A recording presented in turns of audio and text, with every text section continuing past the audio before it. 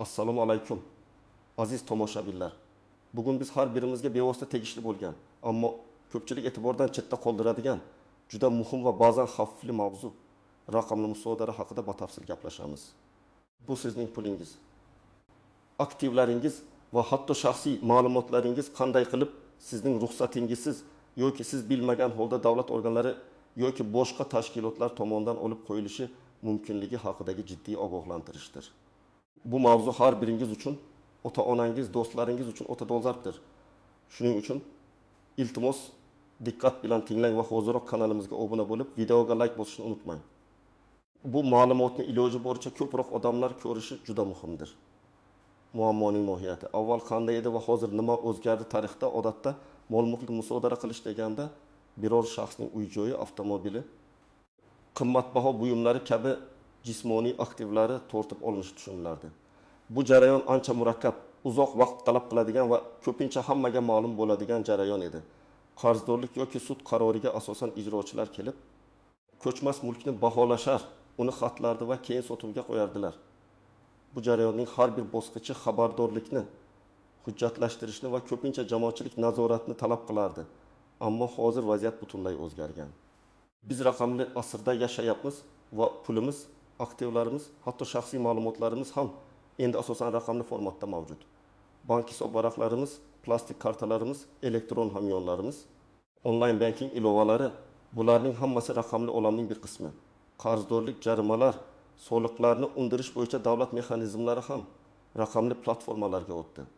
Bu degani, endi musodara jarayoni jismonan hech qanday aloqa qilmasdan kompyuterda bir necha tugmani bosish orqali amalga oshirilishi mumkin. Siz tongda uyg'onib, kartangizdagi pulning yo'qolganini yoki bank hisobingiz bloklanganini ko'rishingiz mumkin. Bu juda tez sodir bo'ladi, ba'zan ogohlantirishsiz va bu holatda sizni himoya qilish uchun ko'proq bilim va hushyorlik talab qilinadi. Asosiy qism nimalarni bilish kerak? Kim xavotir olishi kerak va kimga xavotir olmasa ham bo'ladi? Raqamli musodara asosan har qanday turdagi qarzdorliklar tufayli yuzaga keladi. Bu jarayonni tushunish uchun avvalo kimlar bu holatga tutishishi mumkinligini aniqlashtirib olsak, kimlar xavotir olishi kerak? 1. Qarzlari bor shaxslar. Agar sizning to'lanmagan jarimalaringiz, yo'l harakati qoidalari buzilishi, ma'muriy jarimalar.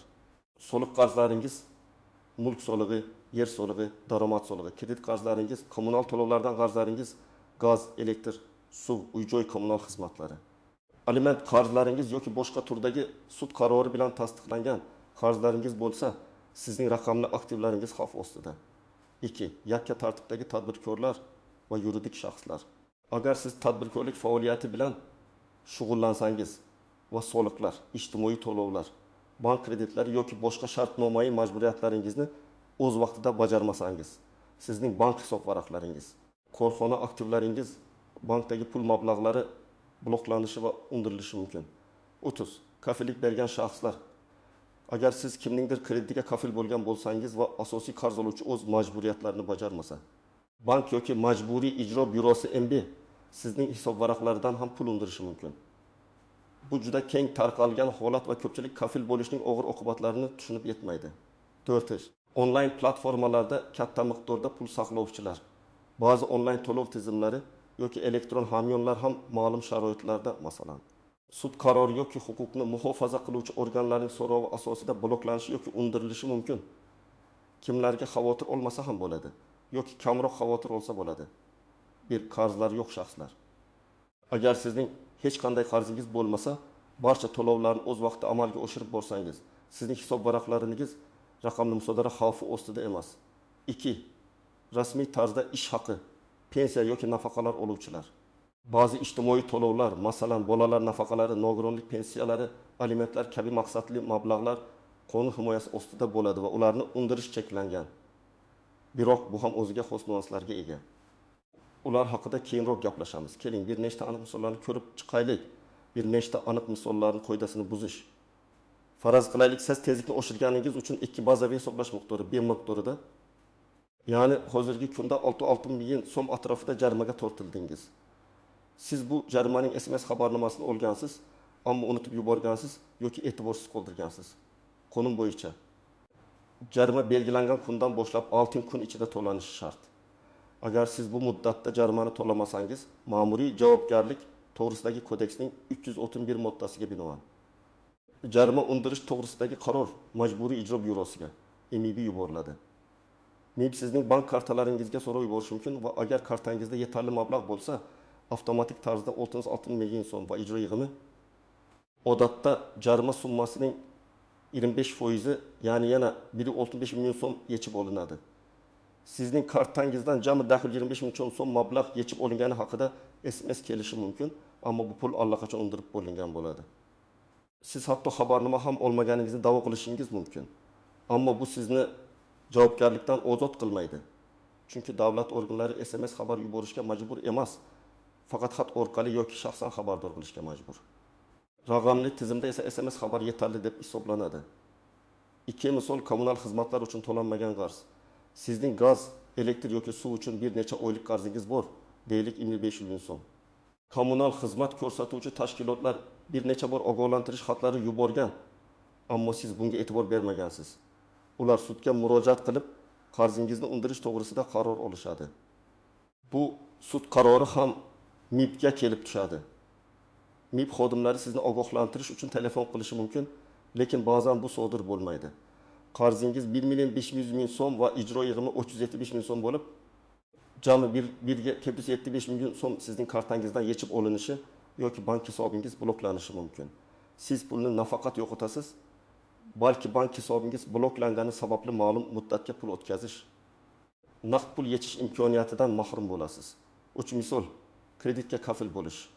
Do'stingiz bankdan 1 million so'm kredit olgan, siz esa unga kafil bo'lgansiz. Do'stingiz bankrot bo'ldi va kreditni to'lamay qo'ydi. Bank dastlab do'stingizdan pulni undirishga harakat qiladi. Ammo muvaffaqiyatga erishmasa, sud orqali sizdan, ya'ni kafildan pul undirishga haqli bo'ladi. Sud qarori bilan MIB sizning bank hisoblaringizga so'rov yuboradi. Agar sizning hisobingizda 1 million so'm yoki undan ko'proq pul bo'lsa, butun summa undirib olinadi. Agar yetarli mablag' bo'lmasa, hisobingiz bloklanadi va har qanday kirim puli avtomatik tarzda qarzni qoplashga yo'naltiriladi. Hatto sizning oylik maoshingiz yoki pensiyangiz ham.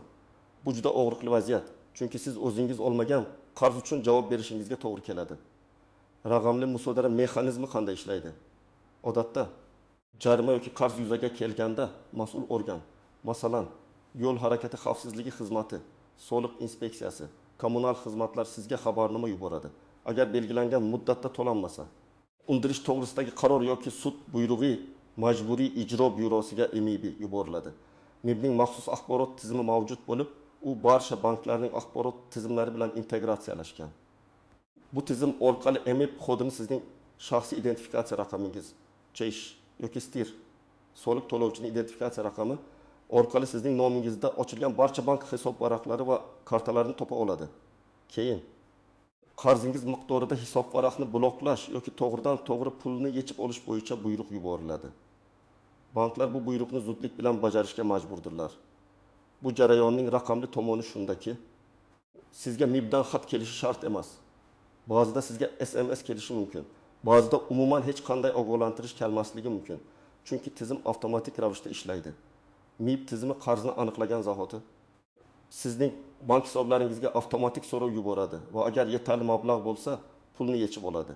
Bu sizning harakatingiz yoki ruxsatingizsiz sodir bo'ladi. Asosiy qism 2. Qoidadan istisnolar.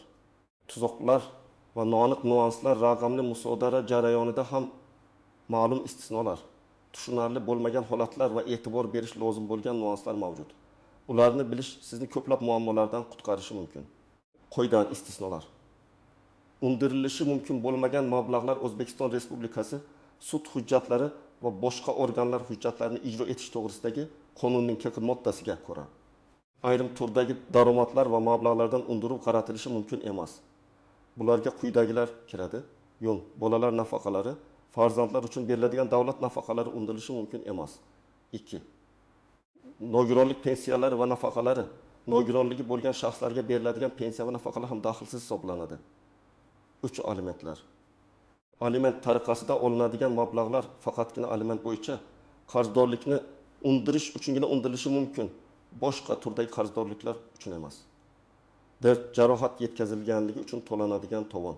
Mehnat jarohati yoki sog'liqqa boshqacha tarzda yetkazilgan zarar natijasida to'lanadigan to'lovlar ham daxlsizdir. 5. Dafn etish uchun beriladigan nafaqalar. Biroq bu yerda muhim bir nuanja bor. MIB tizimi pulning manbasini avtomatik ravishda taniy olmaydi. U shunchaki bank hisobingizdagi mavjud mablag'ni ko'radi. Agar sizning kartangizga yuqorida sanab o'tilgan ijtimoiy to'lovlar tushsa, ammo o'sha kartada boshqa mablag'lar ham bo'lsa yoki siz bu mablag'larni yig'ib turib ular boshqa pullar bilan aralashib ketsa, MIB adashib ularni ham undirib olishi mumkin. Bunday holatda siz darhol tegishli organlarga murojaat qilib, pulning manbasini isbotlashingiz va qaytarib olishni talab qilishingiz kerak bo'ladi. Bu uchun bankdan yoki pensiya fondidan tegishli ma'lumotnomalar olishga to'g'ri keladi. Tuzoqlar va noaniq nüanslar. 1. Xabardorlikning yo'qligi. Ko'pchilikning asosiy muammosi qarzdorlik yoki ijro ishi ochilganda xabardor bo'lmaslik. MIB tomonidan yuboriladigan xatlar ba'zan egasiga yetib bormaydi, manzil o'zgargan, pochta xizmati sifatsiz ishlagan, SMS xabarnomalar ham texnik sabablarga ko'ra yetib bormasligi mumkin. Natijada siz hech narsadan bexabar bo'lib, bir kun kelib kartangizdan pul yechib olinganini yoki hisobingiz bloklanganini bilib qolasiz. Bu esa sizning ahvolingizni yanada og'irlashtiradi. Chunki siz ijro yig'imi qarz summasining 25 martini ham to'lashga majbur bo'lasiz. Ikki shaxsan sizga tegishli bo'lmagan qarzlar, ba'zida shaxsiy ma'lumotlar xatosi, ism sharifdagi o'xshashlik yoki hatto firibgarlik tufayli sizga tegishli bo'lmagan qarzlar bo'yicha ijro ishi ochilishi mumkin. Bunday holatlar kam uchrasa-da, ehtimoldan xoli emas, aytaylik. Sizning ismingiz va familiyangiz boshqa bir qarzdorning ism familiyasi bilan bir xil bo'lib, tizimda xatolik yuzaga kelgan. Bu holatda siz zudlik bilan MIBga murojaat qilib, xatoni tuzatishingiz kerak.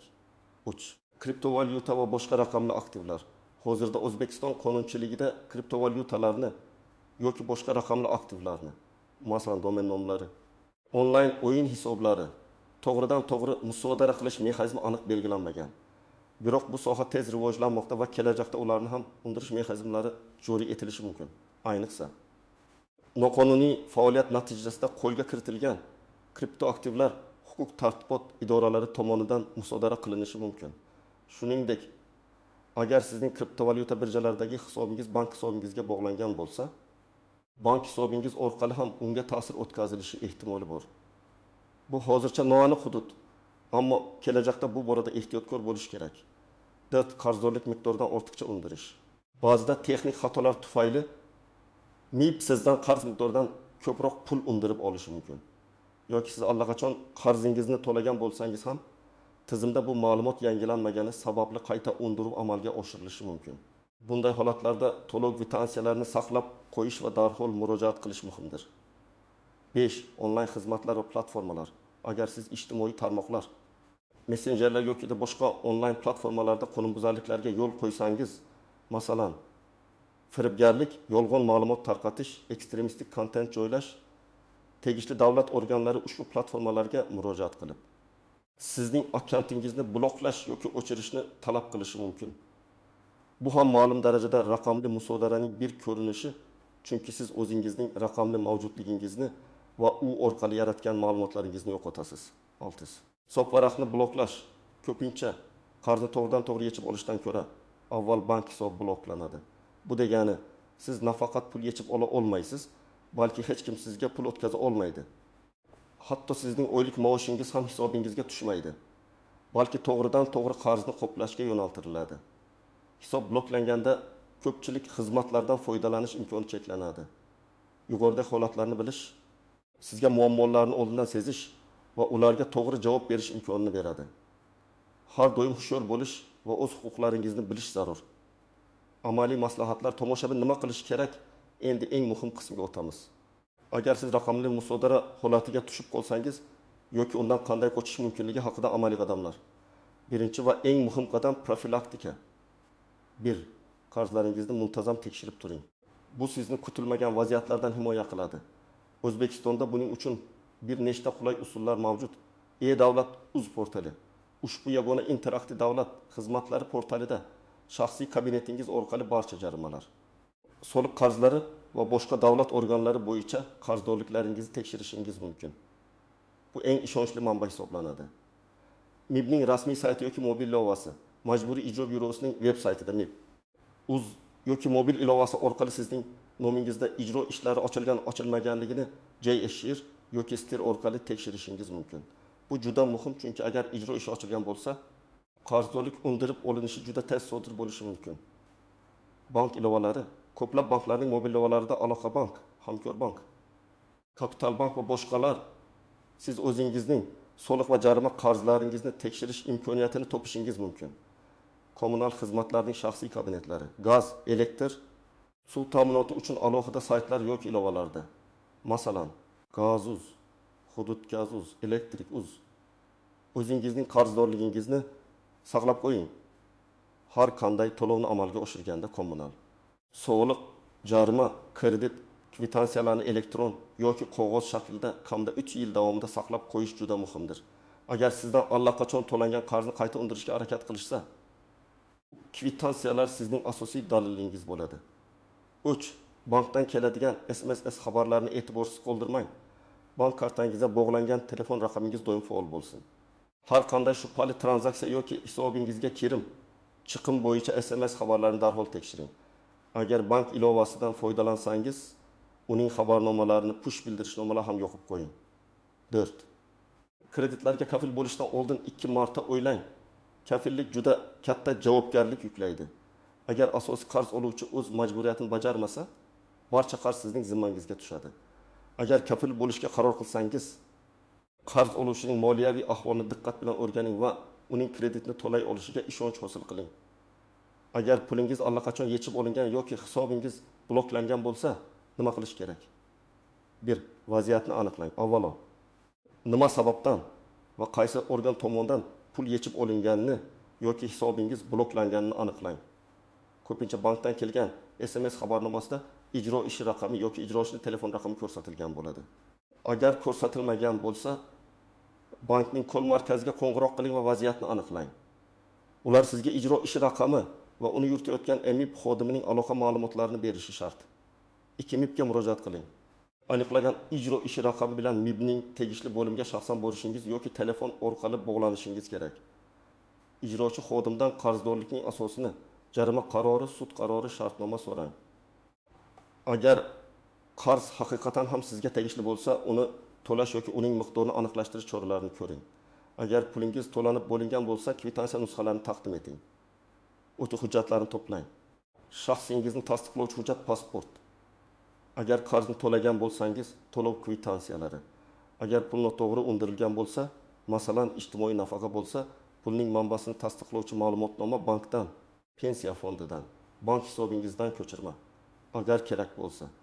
4. Shikoyat arzi yozing. Agar pul noto'g'ri undirilgan bo'lsa, siz MIB boshlig'i nomiga yoki prokuraturaga rasmiy shikoyat yozishingiz kerak. Shikoyatda quyidagilar aks etishi kerak. Kimdan? Sizning ism sharifingiz, manzilingiz, aloqa telefoningiz. Kimga MIB bo'limi nomi, boshlig'ining ism sharifi agar bilsangiz. Ariza shikoyatning sarlavhasi. Noto'g'ri undirilgan mablag'larni qaytarish to'g'risida yoki hisob varaqni bloklash qarorini bekor qilish to'g'risida. Vaziyatning batafsil bayoni. Qachon, qanday miqdorda? Qaysi hisobdan pul yechib olingani, bloklangani, ijro ish raqami. Nima uchun bu noto'g'ri deb hisoblashingiz? Masalan, men bu qarzni allaqachon to'laganman va kvitansiyani ilova qilaman yoki bu mablag' bolalar nafaqasi bo'lib undirishga ruxsat berilmagan. Talabingiz, masalan, noto'g'ri undirilgan pul miqdori son mablag' hisobimga qaytarishingizni so'rayman yoki bank hisobimni bloklash qarorini bekor qilishingizni so'rayman. Ilovalar ro'yxati, pasport nusxasi, kvitansiyalar nusxalari, ma'lumotnomalar, sana va imzo. Shikoyatni 2 nusxada tayyorlang, birini MIBga topshiring va ikkinchi nusxasiga kiruvchi raqam va sana qo'yilgan holda olib qoling. Bu sizning murojaatingiz tasdig'i bo'ladi. 5. Yurist bilan maslahatlashing.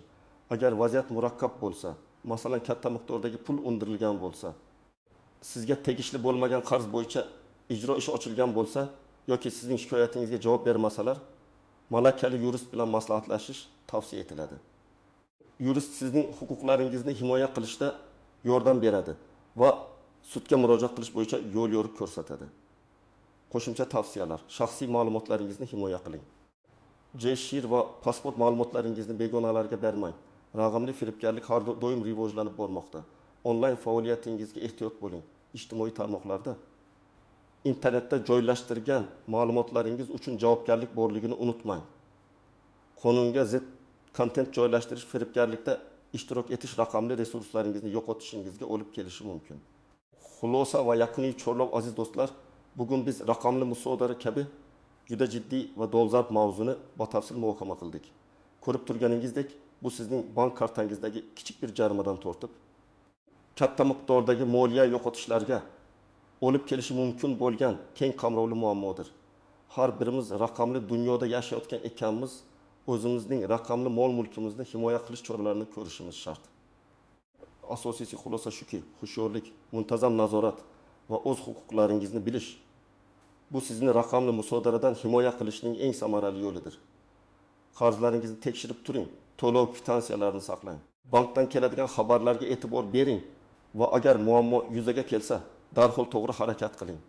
Umid qilamanki, bugungi ma'lumotlar siz uchun foydali bo'ldi. Sizning fikrlaringiz va tajribangiz biz uchun juda muhim. Ushbu video haqida nima deb o'ylaysiz? Siz shunga o'xshash vaziyatlarga tushib qolganmisiz? O'z tajribangizni izohlarda yozib qoldiring. Bu boshqa tomoshabinlarimiz uchun ham juda qimmatli bo'lishi mumkin.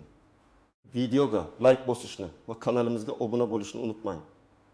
Kelajakda ham shu kabi muhim va foydali ma'lumotlarni sizga yetkazib boramiz. E'tiboringiz uchun rahmat va o'zingizni ehtiyot qiling.